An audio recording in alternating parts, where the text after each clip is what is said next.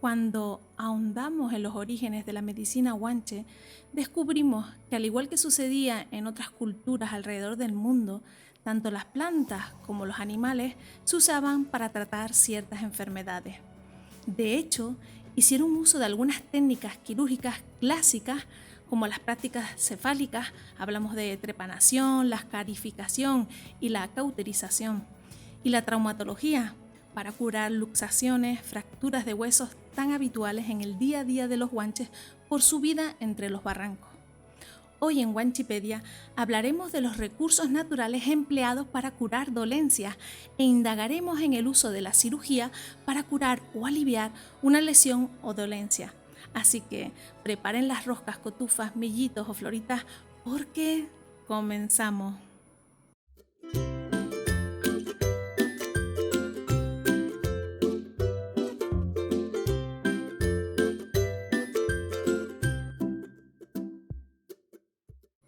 Lo que te voy a contar hoy aquí en Guanchipedia, cuanto menos, es importante para los jóvenes y no tan jóvenes de nuestras islas.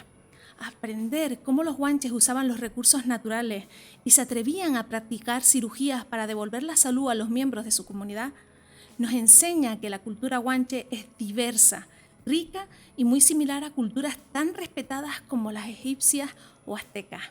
Volviendo al tema que vamos a tratar hoy, bicheando por internet, encontré un artículo de divulgación muy interesante, escrito por Mercedes Martín y Conrado Rodríguez, y publicado en la web del Museo de Tenerife, que habla de la medicina guanche.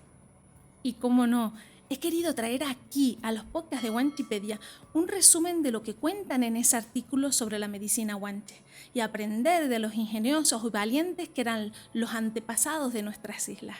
Según se afirma en este artículo, para la reconstrucción de la medicina indígena de Tenerife se recurre a fuentes de información muy diversas.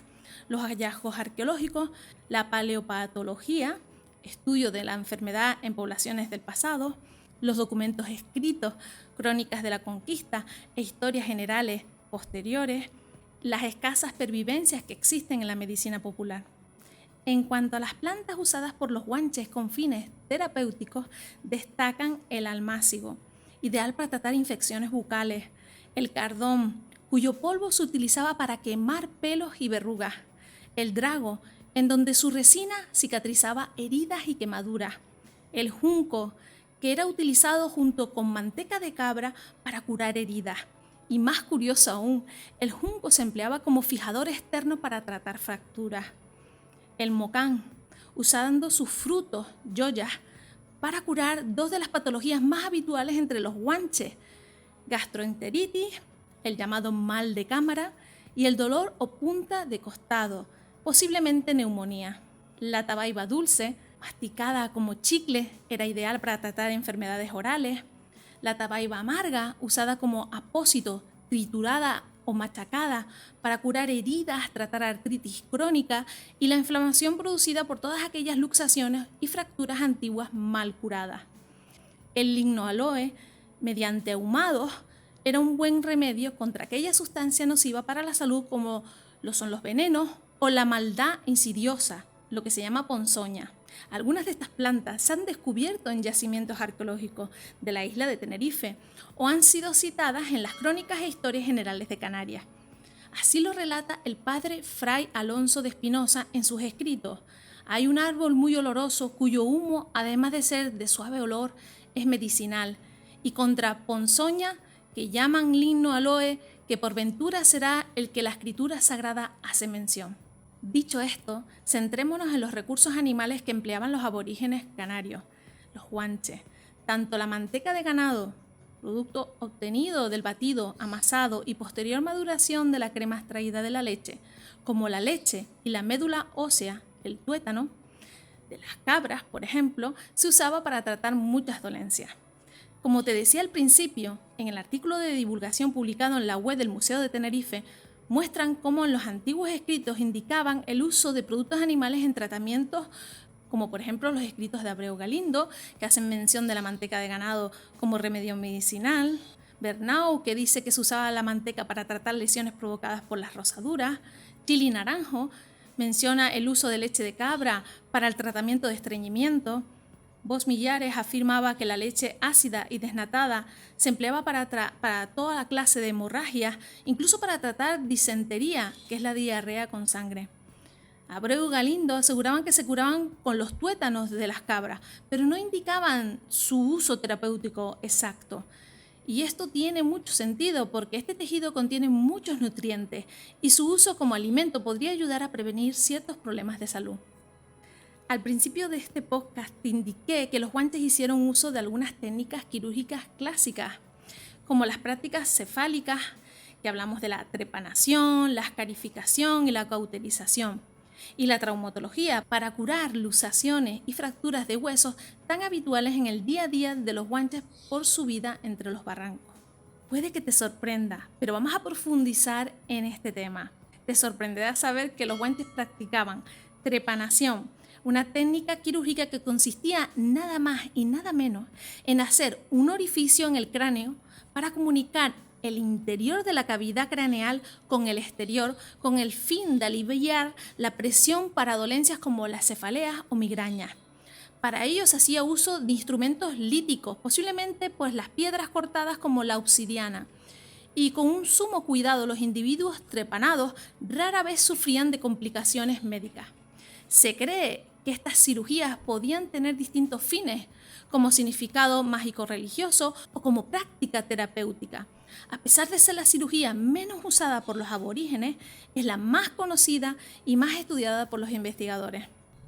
La cauterización, en esta ocasión de forma superficial y con la ayuda de grasa animal, quemaban aquella parte del cuerpo que sangraba.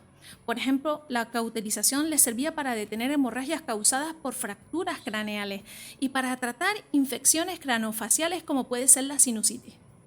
La escarificación, en esta técnica, con una piedra muy afilada, las tabonas de obsidiana, los guanches hacían pequeñas incisiones superficiales para hacerlas sangrar. Cuando se hacía en el cráneo, los cortes solían estar en ambos lados del cráneo. Este último tratamiento estaba relacionado con fracturas de cráneo. Sí es cierto que los guanches tenían pocos conocimientos de la anatomía humana. Aún así, trataban las lesiones articulares y musculares mediante la inmovilización y reposo. Esto se sabe porque han encontrado restos óseos con signos de fractura, pero muy bien consolidadas. A día de hoy se desconoce cómo llevaban a cabo la contención e inmovilización de los miembros fracturados, pero en el barranco de Guayadeque, en la isla de Gran Canaria, se localizó un aparato construido con una envoltura de piel en la parte externa, con vendajes circulares de tela de junco y tiras de cuero barnizados con resina, cubriendo un entablillado de tabaiba que sostenía un antebrazo fracturado. ¿Cómo crees que lograban aguantar el dolor? ¿Te haces una idea? ¿Conoces alguna curiosidad de la medicina guanche que no se haya mencionado aquí? Cuéntame, te leo con atención. Ya sabes, todos los miércoles un nuevo podcast.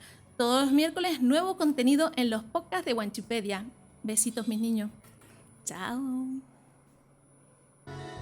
Aprende con los podcasts de Guanchipedia. Aprende sobre la cultura de las Islas Canarias.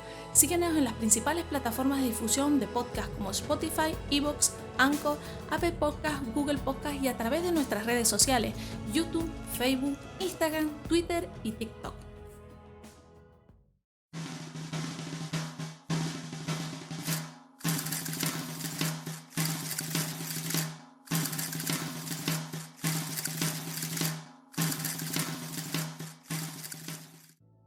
A finales del siglo XIX se pudo recuperar una de las figuras de barro de gran valor arqueológico de la cultura aborigen de las islas.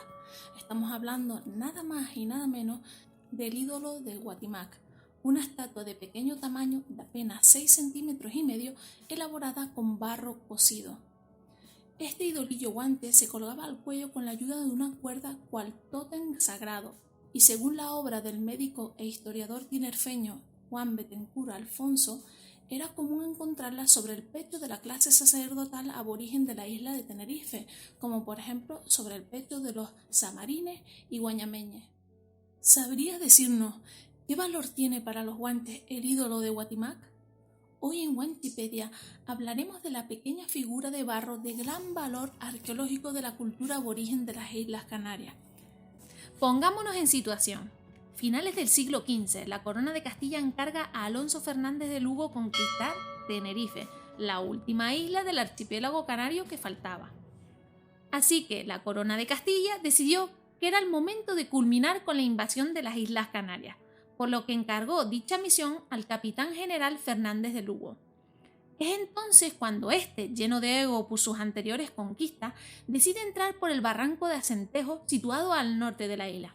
Tenían que subir esas pechadas, por lo que no tenían ninguna posibilidad de victoria. Encima, las lanzas de madera y piedras que utilizaban los guanches y su conocimiento del terreno les permitió vencer en la primera batalla de Acentejo, por lo que miles de castellanos sucumbieron entre los riscos y el escarpado barranco de Acentejo. Tras esa contienda, como si de una maldición se tratara, miles de guanches empezaron a enfermar y a fallecer por la aparición de una enfermedad conocida como la modorra o moquillo. Hoy hablaremos de la primera epidemia conocida que azotó a las Islas Canarias, la modorra. Primero nos situaremos en el tiempo, así lo entenderemos mucho mejor. Luego explicaremos en qué consistía dicha enfermedad y sus efectos en la historia de los aborígenes canarios. Únete a nuestra comunidad, conviértete en miembro de Patreon si quieres apoyar al proyecto de Wanchipedia. Patreon es una plataforma en la que nuestros seguidores se convierten en patrocinadores con su aporte económico mensual. Un sistema de mecenazgo en el que gracias a tus donativos mensuales, proyectos como Wanchipedia siguen vivos. A cambio, accedes a contenido exclusivo, eliges de qué hablar en los podcasts semanales, recibes regalitos y charlas con los creadores de Wanchipedia todos los meses a través de Zoom. Todo esto es posible gracias a ti, gracias a mecenas que como tú hacen posible que la cultura canaria siga viva.